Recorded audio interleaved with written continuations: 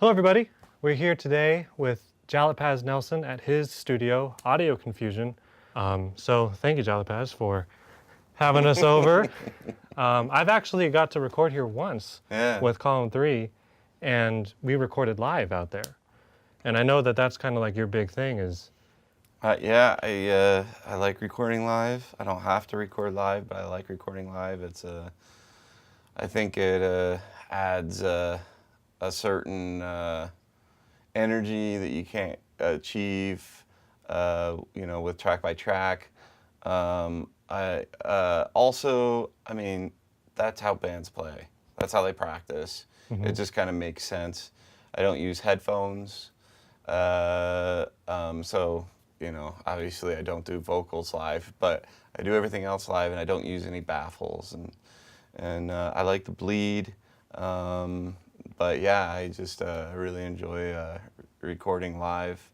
But I can record track by track. Yeah, no, it was a lot of fun. I remember because I remember the no headphones things too, because you were like squawking at us out of those speakers that kind of sound all funky, but it was cool. Because I remember it was me, and then we had the amps like facing me, and it was super comfortable. Yeah. And we just did the instruments that way, and I don't even think we did vocals that day at all.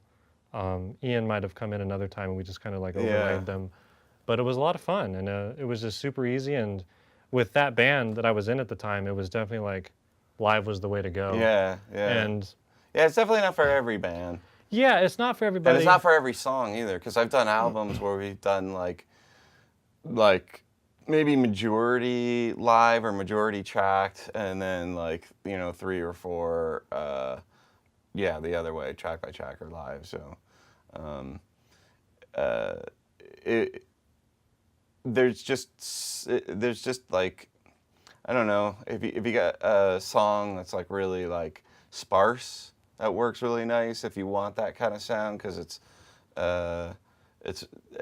you hear the room more, and so, but yeah, your band was definitely a good band to do live. We're definitely pretty straightforward. Yeah. We were, at the time. But you've worked with tons of local bands. Like, I'm always surprised every time I get a chance to hang out with you or talk to you, or when we get into a conversation, even on Facebook or something. It's just ridiculous how you know everybody and have worked with everybody, and people from my past that I'm like, there's no way Jalipaz could know who I'm talking about. And you're like, I recorded him when he was 16. And I was like, what? But yeah, it's always amazing how many different local artists you kind of work with. And I'm always just like, man, like you've definitely been doing it for a while, which is really cool. But you haven't always been here. When did you build this place? 2005. I started building October 2005, finished July 2006. How did the name Audioconfusion come to be? All right, so because I've never asked you that. Yeah. Well, okay, I'm pretty weird. Confusion to me is like the key to thought. So basically, I'm thinking about audio, because if you're thinking, or if you're confused, you're thinking. Mm-hmm. I've always liked confusion. Like, I have a tattoo of question marks, and that's kind of like, that's hence the logo, and I don't know, it just rang true. Yeah, I remember seeing your name and I was like, Audioconfusion, what? That's so weird. And but I of course, like, checked out some of your work, and I just thought it was really impressive, because I was like, this sounds kind of like more up my alley of really trying to just capture moments. But yeah, I mean, it was a lot of fun, and your space makes complete sense for your process. Yeah, it's the first place I built from ground up, so I had that in mind, definitely. Yeah, I thought a lot about it. At one time, I was thinking about just doing one big room. Mm-hmm. Like no control room. Just everything in the same area. Yeah, and I have done that, but in a big room, but not in a professional sense. I've done a little bit of recordings at practice spaces. When Audioconfusion first opened up, it was just like I rented an office space in Mesa, and I just recorded like people on acoustic guitar and bongos, and I was in the same room. But yeah, I do miss that like connection, like because sometimes when I'll be recording like I don't know, something that's DI, and I'll just leave the doors open and I'll just yell back and forth, and it's so much easier than hitting the talk back that sometimes doesn't work. Like, what? You're cutting out. Right. Like, what? I definitely do that. You've never been there, but I definitely do that at the warehouse that I always talk about. Because, well, that's such a giant space that Yeah. I'll leave the door to the control room open, and I'll just like walk out and shout, Yeah. and then I'll be like, hey, let's do take. And if I have somebody help me, I'll be like, roll it, Yeah, and- yeah. But yeah, there's that. But then I remember like when I did transfer over to having like a room that was walled off and doored and separate from the room that people were playing, and like I never wanted to go back because it is so much easier to get sounds that way. And like there's pros and cons, but it's definitely like once you kind of have the control room and you're used to being isolated from the room where the sounds are happening, it definitely makes some processes easier. Yeah, yeah. And that's a lot of fun. Yeah. Really, though, I think that if it's more, for me, it's more about the extra band members, like keeping them isolated from.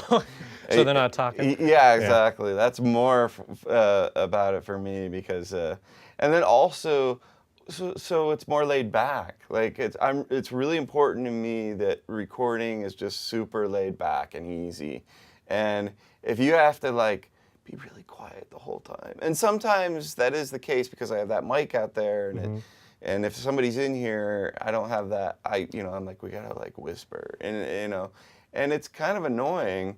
Where if I get to shut those doors and leave this open, then we can have a good time and talk and stuff, and things fly by, and and that camaraderie, getting to know each other, is really, really, really important.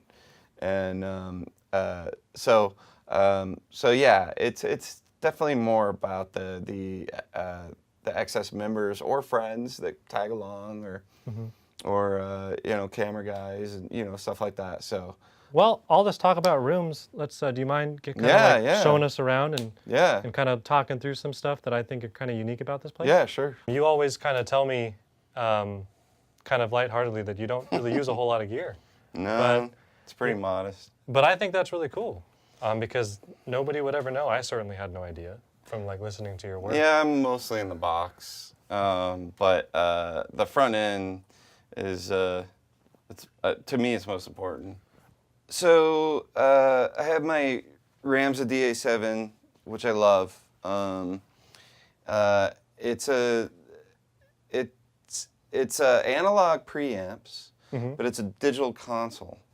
They were really kind of rock and roll sounding. I really like them, and I've had other things I've tried out. I had consoles and stuff like that, and I don't like change, so that could be part of it. But I really do like these, and I'm also not the only one who likes them. Like there is proof that these are like good preamps. Like they don't make them anymore. I forget how long it's been since they don't make it, but I think 95 or 96 is when this came out. I've never had any problem with it. Like I said, I really like it. I was really hesitant to get it because it is digital and there's a lot of bells and whistles. It doesn't have any built-in like reverb or delay or anything like that, but it does have built-in compression, which and a Blue Moon I do use sometimes. It's a good, it's a nice sounding compressor. And the EQ is pretty musical. It's a nice board, but mainly it's my converters and my preamps. And the first 8 are XLR inputs, and the second 8 are 1/4 inch. So I go directly into the first 8 from the live room, and then the other 8, actually 4, are my API preamps and my Telefunken preamps. And then every once in a while I'll patch things in, like I'll patch this in or something, or if I have if I'm adopting a preamp or something, I'll patch it in. So the second 8 are for like outboard kind of pre. Yeah, You're just kind yeah. of going in. At that point, it's just a converter. Yeah, Okay. yeah, exactly. It's but they thought a lot about when they designed this because you're actually bypassing the preamp, so you're getting true API sound. You're not getting any DA7, so it's kind of a true insert. And they have inserts too, but yeah, it's a cool board. I love the way it sounds. It's kind of punchy and creamy. That's the only way I can kind of explain it. It's like it's got this like I love it on guitars, electric guitars, and all my drums besides the overheads. And I've tried like a kick or snare on the API, and I don't like it as much. As the Ramza? Yeah. Oh, really? Yeah. Because like API is like what everyone's always like. That's I know for drums. I know. I'm kind of right there with you though on API. They're a little too bright for me. They're a little too pointy sounding, and but that's why they're really good for vocals. That's what you use primarily. So you use the Brent Averill a lot for vocals? Anything I want to like kind of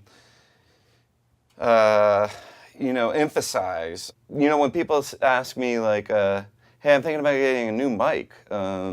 What do you think I should get?" I always tell them, spend your money on a preamp. If you have an SM57's not gonna sound great out of a Mackie, but an SM57 out of an API, you can get a great acoustic guitar sound. I've done I mostly record like violin with an SM57. Oh, really? I'm a big fan of SM57. So you're really into that mic? Yeah. My friend is like, man, if you didn't use SM57s, I wonder how different your recordings would sound. And I'm like, yeah, I hope they don't stop making those. But there's probably a ton around. That's the last microphone I think will. That sure will. Yeah. Don't change the recipe. Right. So that's basically my setup. Like I said, I'm mostly in the box, but I spend a lot of time mic placement. That's huge. Yeah, it's extremely crucial. Yeah. It's the schools just don't teach enough about that. I think they have to pick and choose their battles, and the mic placement is definitely something that I learned from messing it up. Yeah. I think no matter how many times somebody tries to tell you, you just kind of have to figure it out on your own. They could, though. You're so neutral. I do want to talk briefly about your my monitors. Well, these were the first monitors I got. I've had different monitors. I've had Blue Sky. I've had KRKs. I've had I don't know how many events. I think that's it. KRKs and Blue Skies. But these are, I just really like these. I call them like beefy NS10s. Really? Yeah. They're only 5.5 inches. It's a relatively big box though for how small the drivers are, and you've got. Is this a tweeter adjustment? Yeah, -4, and I think that's a fixed 10K. I think it's 10K, and I have it -4. I feel like you need to, because that's why because JBLs are so bright. Yeah, I was actually having an issue because I got this new thing that I monitor through the computer, and the correction software, and I really like it. But I know that it's probably more true than what I'm actually hearing, but it just killed my ears, and I couldn't work like any more than like 45 minutes. Oh, wow. And that's not like usually the case with me. I can usually like sit here for like 6 hours straight. So I was like, okay, I got to fix that. So I have it -4, and then I even have a little less taken off on the high end. And then I have this reminder for people, to remind people that what you're listening to is a little duller, and it'll come out brighter in the real world. Okay. And it's not that much, but you know. But it it's will. something that's noticeable. Yeah, yeah. Do you use the sub at all in here? No. No sub? No. I had those Blue Skies. Those were like I forget what they call them, but the whole system worked with each other. So I think the actual amplifier was in the sub to power the satellites. But that was a whole system, and so I used sub with that, and it was cool. But I don't know. Still favored these? Yeah. Oh yeah. By far. Yeah. I don't think I'll ever get rid of them. Yeah. Yeah. And you've had them for as long as I've Yeah, known you, yeah. so- I've had them literally since '97. Oh wow. I traded my 4-track cassette recorder for those, and that amp at Music Brokers in Phoenix. Yeah. The place on Central? Yeah. Nice. Yeah. Yeah. Just like anybody, I use headphones to see how it's sounding. I use my boombox. Yes, the boombox. We Yeah. have to talk about the boombox. You just got it hooked up so you can like switch it on Yeah, and see what it's coming out of. super quick. Yeah. Does it sound how it looks? No. It actually sounds really good. Oh wow. Yeah. There's actually a bit of bass coming out of Yeah. that. Oh yeah. Sometimes more bass. Yeah. And I took all these knobs off so I don't touch the EQ. Is it fixed flat or is it fixed in the spot that you like? Yeah, I got. I forget what I got, but yeah, it's adjusted over time. I found the sweet spot, and I was like, Where you like it and you're like, out, that's where it's at forever. Yeah. Cool. So, but yeah. So and here's the ambience. Oh wow. So it's like turning on like a lot of 1K. Yeah, kinda, yeah. And then there's mono. Yeah. So it's very useful. That's really cool. Yeah. I've never actually heard that thing before. Then I have those speakers that I'll throw out. Oh, in the live room? Yeah. And you'll go out there and take a listen, or?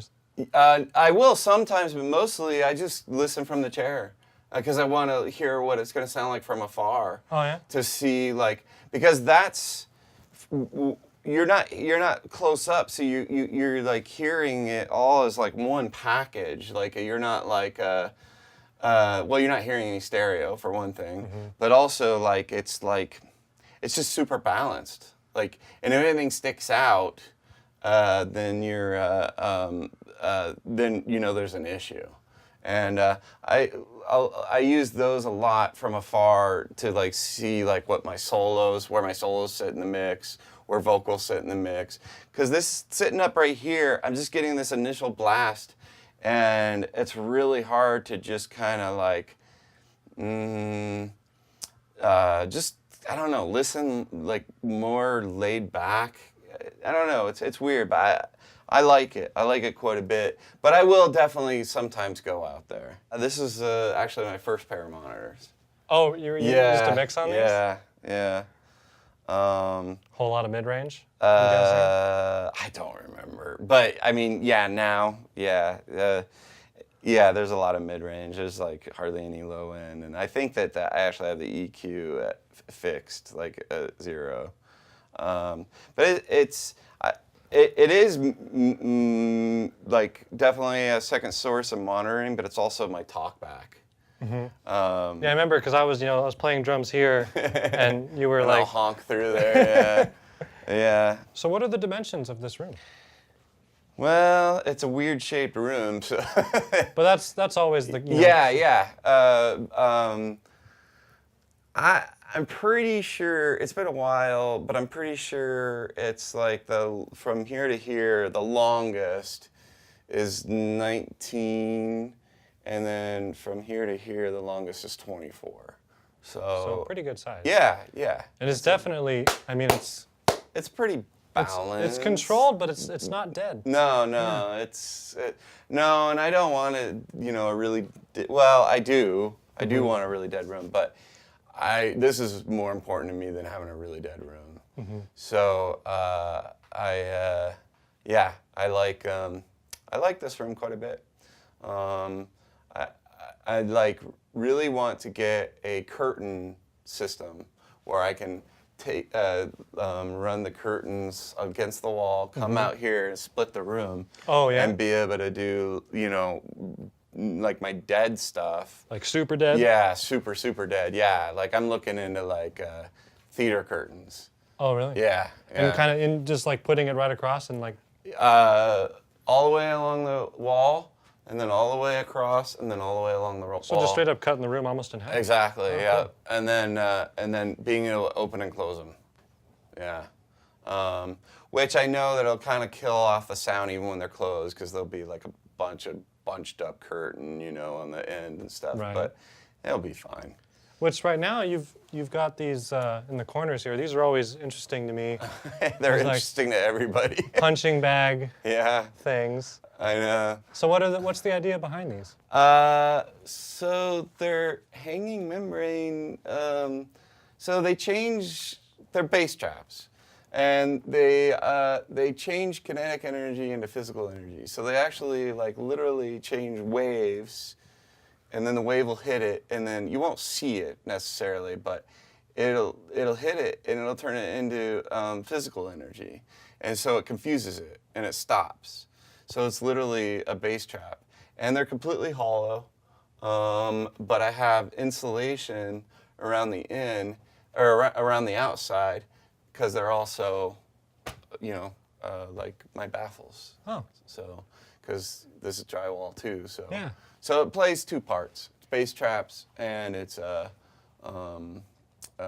regular, you know, baffle thing. So. And you've got them almost in every Yeah. pretty much every corner except for I have them in every corner. Yeah, it is. the ISO booth. Yeah. Which for a studio, yeah, it's like ISO booths. I think all of my friends' studios that have ISO booths, they're storage closets. Oh, really? Like every single one. And the only time I ever actually use ISO booths, I never do it for vocals. I do it for bass amps. Probably just bass amps. Yeah. I usually keep the guitar amps in the big room because you can get away with that. Yeah. But anytime I do bass with the band live, I'll stick the bass amp in the ISO I booth. want a dead area for acoustic guitar. Yeah. Acoustic guitar, I think, sounds really good in a dead area. Do you move this at all? Yeah. around, No, I don't move it, but what I'll do is I have these heavy-duty, large, I'll drape blankets and kind of create like a... Oh, these guys? Yeah, and I'll kind of create a little space. Like I'll put, I'll have the guitarist play towards this, and then I'll put the blanket like either here and then another one on the side. So kind like, of a smaller idea of like closing it off. And it's not, they're thick blankets, but they don't work that great. But it's something. For acoustic guitar, I imagine it gets the immediate reflections that you're looking to get rid of. Yeah, but I know that if I was like in a living room with a couch and carpet and you know, I know that it would be more of what I was looking for, and that's kind of what I'm looking for with the curtains, is that kind of sound. So sometimes, not all the time, but sometimes, and I want that sound. And I'm really getting into smaller drum sounds too, like I love like Dead Milkman, like drum sounds, like where they're just like small and punchy, and like Fleetwood Mac, you know, like that 70s Dead, you know. I'm either one way or the other, and that's how I am my whole life. I like really, really live stuff, or I like really, really dead stuff, and so I can kind of achieve it already, but I'd like to do it more naturally, you know. I really want the curtains, and then also vocals. It'd be nice to have that choice too, you know. Just closing them up a bit. Yeah. And I mean, there's a number of things I think I'd throw upright bass in there, you know, like, so. I did record upright bass in a booth once, but also bass. So bass is what I use ISO booths for. When we were here, you had us all in here playing live, and then you left this door open. Yeah. And I know that you used the lobby, like you were saying earlier. You didn't want to get rid of your reverb chamber, so let's take a look at that. Yeah. So I'll have the band in there, and then I'll leave the doors open, and I'll throw a mic in here. Oh, yeah. You can hear, you know. Definitely. Yeah, and I just throw a mic in here and then I just blend it, and it sounds really nice. And It was cool, yeah. yeah, and I do single instruments sometimes, and I've done vocals, and I've done upright bass, which sound really, really cool. Do you have them like physically playing here? Sometimes, not all the time. Is it mostly leaking? Upright bass I did in here, and it sounded really cool, and I'm glad I did it. I did trumpet from in there, and I threw a mic in here. And then, and that sounded really cool. I was trying to get this like kind of like French Quarter, you know, New Orleans kind of like trumpet on the street kind of sound. And I think I achieved it. I was really happy with it. Sometimes I'll have them in here and I'll put a mic out there. Oh, interesting. Yeah, so, and then more than a number of occasions, I'll put a guitarist, a singer-songwriter in here, and I just get like, if you stand here and you talk, it's pretty interesting. Right in between your walls? Yeah. Oh, yeah.